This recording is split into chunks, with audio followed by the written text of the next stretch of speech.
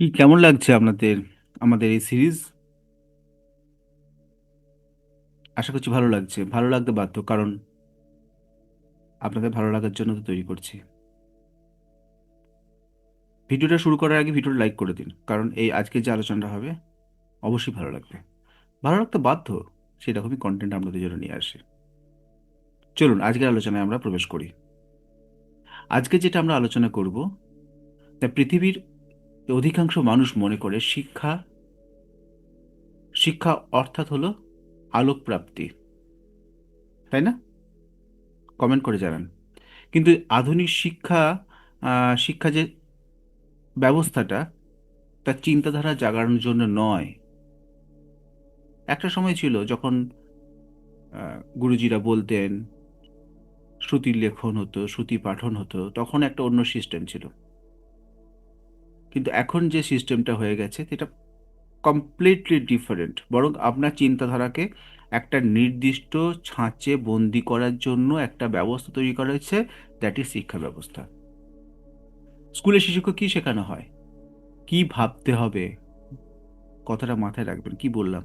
কি ভাবতে হবে, ঠিক উত্তর কোনটা, বেঠিক উত্তর কোনটা, কোনটা নিরাপদ, কোনটা মানতে হবে। অর্থাৎ আপনার মধ্যে প্রোগ্রাম পড়িয়ে দেওয়া হচ্ছে, কি করতে ভাবতে হবে সেটাও বলে দিচ্ছে ওরা। কখনো কি শেখানো হয় স্কুলেতে কিভাবে ভাবতে হবে? তুমি কি করে বুঝবে কোনটা সঠিক উত্তর? তুমি কেন এটা মানবে?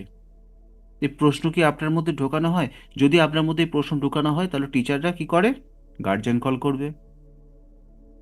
গার্জেন কল করে, আপনার ছেলে, আপনার মেয়ে বেশি ভাবছে, এই ধরনের মানুষকে ছাত্রদের আমার স্কুলে রাখা সম্ভব নয়, ওরা বইয়ের বিরুদ্ধে যাচ্ছে, আমাদের ওয়েল ট্রেন্ড টিচারদের বিরুদ্ধে যাচ্ছে।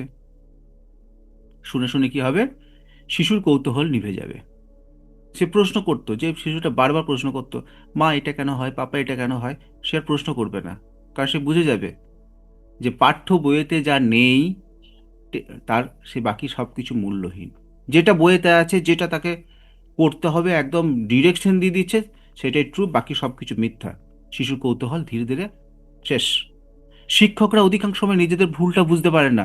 একটা তারা একটা বিশাল প্রোগ্রামের অংশ তারা। আমি এক্সাইটেড হয়ে পড়ছি মাঝে মাঝে, মানে বুঝতে বুঝতে পারছেন নিশ্চয়ই যে এটা একটা রাগ ক্ষোভের বিষয়, যেখানে শিশুকে বিচার করা হয় তার গ্রেড দিয়ে, তার কিরকম সে আহ, অনুগত সেটা দিয়ে। শিশুকে তার সম্ভাবনা দিয়ে বিচার করা হয় না। A+, B+, AA+, AAA+, battery বানিয়ে দিয়েছে ট্রিপল A শিক্ষা ব্যবস্থা আমাদের শিশুগুলোকে। ছুটে বেড়াচ্ছে দম দেয়া কলের মতো, কখনো এই টিউশন, কখনো ওই টিউশন, কখনো এই স্যার, কখনো ওই স্যার, তুমুক স্যার, ছুটে বেড়াতে হচ্ছে। তার সঙ্গে সঙ্গে রয়েছে যোগা, তার সঙ্গে রয়েছে আবার নাচ, গান, ড্রয়িং, সব শিখতে হবে ওইটুকু বাচ্চাটাকে।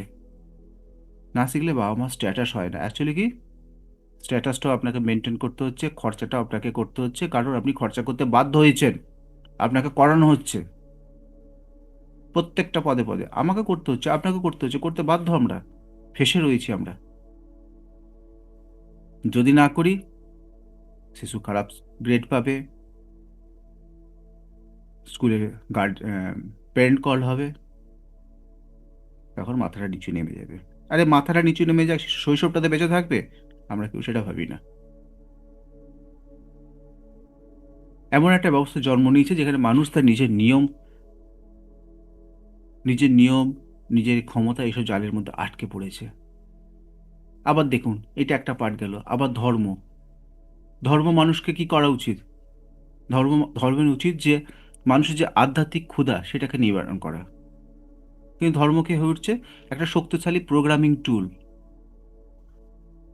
সব ধর্মই কি বলছে? ভয় করো, মানো, প্রশ্ন করো না, দিয়ে যাও। এই সব মানুষকে দুইভাবে, মানে এই ভয়গুলো মানুষকে দুইভাবে বন্দি করে। এক নম্বর ভয় কি? পরলোকে শাস্তির ভয়। 2 নম্বর, এই জগতে সমাজচ্যুত হওয়ার ভয়। ভয়ের মধ্য দিয়ে আধ্যাত্মিকতায় পৌঁছানো যায় না, এটা আমরা ভালো করে জেনে গেছি। কিন্তু ভয়ই এই ধর্মগুলোর ভাষা হয়ে দাঁড়িয়েছে। যে ধর্ম আপনার সহযোগিতা করার কথা ছিল, সেই ধর্ম এখন আপনাকে ভয় দেখে ডিমোটিভেট করছে। কিন্তু অ্যাকচুয়াল ধর্ম এটা করে না। এটা করছে সেই ধরনের সম্প্রদায়ের কিছু মানুষ, যারা ভয়টাকে যদি জিইয়ে রাখতে না পারে, এই ম্যাট্রিক্সের সিস্টেমটা ভেঙে যাবে। সেই জন্য তারা ভয়টাকে জিইয়ে রাখছে বিভিন্নভাবে, বাই হুক অর বাই কুক। এইভাবে মানুষ তার নিজের অন্তর্গত চেতনাকে ক্রমাগত সংকুচিত করছে, দাবিয়ে দিচ্ছে। নিজের অভ্যন্তরের সত্যটাকে ক্রমাগত সে ক্ষমতাটা কমিয়ে দিচ্ছে। নিজে ফিল করতে পারছে, কিন্তু কিছু করার নেই। ধর্ম মানুষকে ঈশ্বরের কাছে নিয়ে যাওয়ার দাবি করছে, কিন্তু অধিকাংশ সময় কি হচ্ছে বলুন তো? ধর্মই মানুষ আর চেতনার মাঝে একটা প্রাচীর হয়ে দাঁড়িয়ে যাচ্ছে। কথাটা মাথায় রাখবেন। তাই আমাদেরকে সে প্রাচীরটাও ভাঙতে হবে। না, ধর্ম ভাঙতে বলছি না, নিজের চেতনাকে জাগাতে বলছি। থাক না, আপনার জ্ঞান আর চেতনার মাঝে যদি প্রাচীরের কথা বললাম, ঈশ্বর আর চেতনার মাঝে যে প্রাচীরের কথা বললাম, সেটা ধর্ম হয়েছে। আপনি নিজের চেতনাকে এতটা বেশি উঁচু করে দিন, তার অনেক নিচে ওই প্রাচীর পড়ে থাক, আপনি সহজেই ঈশ্বরে লাভ করতে পারবেন। মেডিটেশন করুন।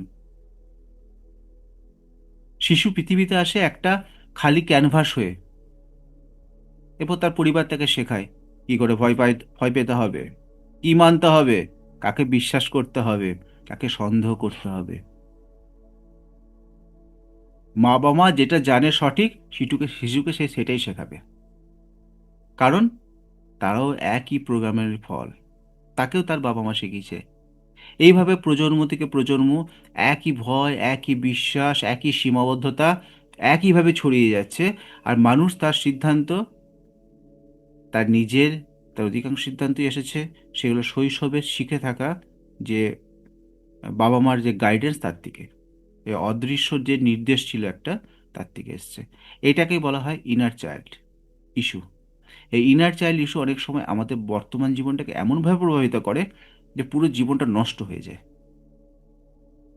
এক অদৃশ্য শত্রু, এক অদৃশ্য কাঁচি, অদৃশ্য ছুরি বর্তমান জীবনটাকে ছিঁড়ে ফালা করে দেয়, শুধুমাত্র এই ইনার চাইল্ড এই প্রবলেমের জন্য, যার জন্য আমরা ইনার চাইল্ড হিলিং করি। শুধু ইনার চাইল্ড নয়, থেকে পর্যন্ত প্রবলেম আসে, সেগুলো অন্য টপিক। এখন সমাজ শেখাচ্ছে কি? তুমি তোমার সত্যিকারের রূপে থেকো না, তুমি সেই রূপে থাকো সমাজ যে রূপে তোমাকে পছন্দ করে। এর ফলে কি জন্ম হয় বলুন তো? সামাজিক মুখোশ, যা মানুষ প্রতিদিন পড়ে থাকে। এই মুখোশের কারণে কি হয়? মানুষ তার অনুভূতি চেপে রাখে। মানুষের গভীর, মানে মনের যে গভীর ভয়টা, সে প্রকাশ করতে পারে না। নিজের ভেতরে নিজের ব্যথাকে লুকোতে থাকে, এবং ধীরে ধীরে ধীরে ধীরে ধীরে সে নিজের প্রকৃত সত্তাকে ভুলে যায়।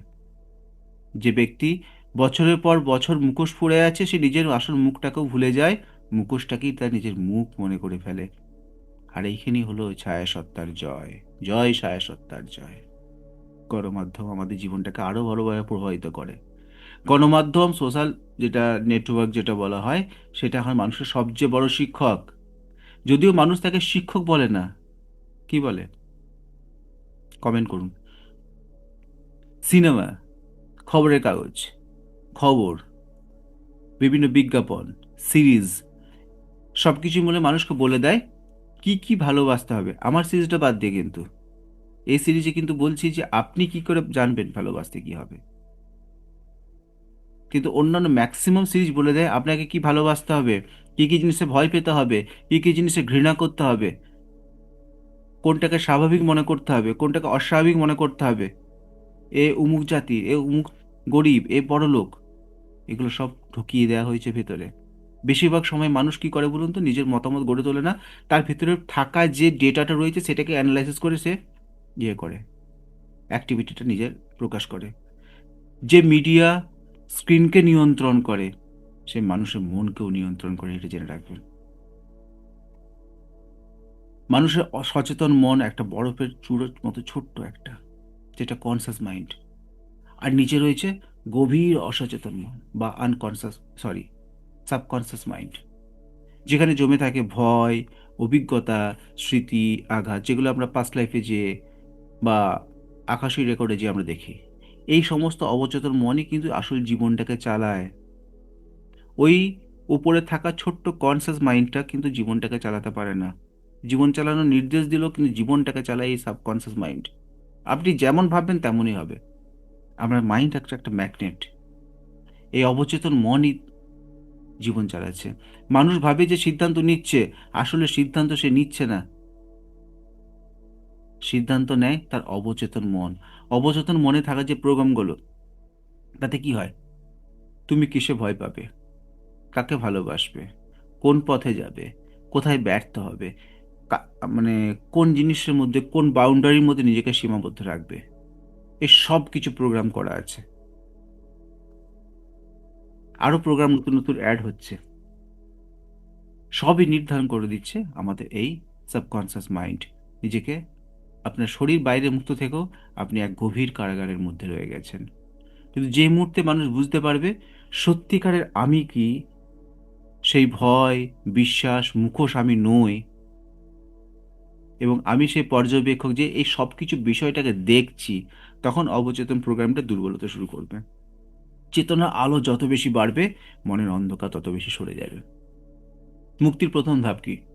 নিজের চিন্তা নিজের নয়, এটা উপলব্ধি করা। ভালো করে জিনিসটা বুঝে নিন। ট্যাগ লাইন আপনার জীবনে, হ্যাশট্যাগ নিজের চিন্তা নিজের নয়।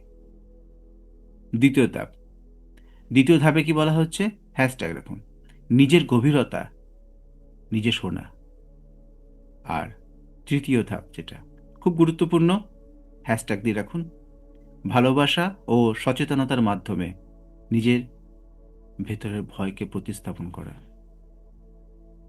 অর্থাৎ ভালোবাসা এবং সচেতনতা দিয়ে আপনার ভেতরে যে ভয় রয়েছে তাকে সরিয়ে দিন, ওইগুলো প্রতিস্থাপিত করুন। দেখুন আপনার লাইফটা পাল্টে যাবে। একটা সময় পর ম্যাট্রিক্স ভেঙে যাবে, এই ছায়া সত্তা ভেঙে যাবে, আর মানুষ প্রকৃত নিজের বিস্তৃত সত্তাকে, অসীম সত্তাকে খুঁজে পাবে। আশা করছি আপনার ভালো লেগেছে। যদি সিরিজটা ভালো লেগে থাকে, অবশ্যই বাকি সিরিজে যে অন্য ভিডিওগুলো আছে দেখুন, এবং তার সাথে সাথে এই ভিডিওটাকে লাইক করুন, কমেন্ট করুন, এবং নতুন হলে চ্যানেলটাকে সাবস্ক্রাইব করুন। Thank you, thank you, thank you, thank you very much. দেখা হচ্ছে পরের এপিসোডে। Thank you very much.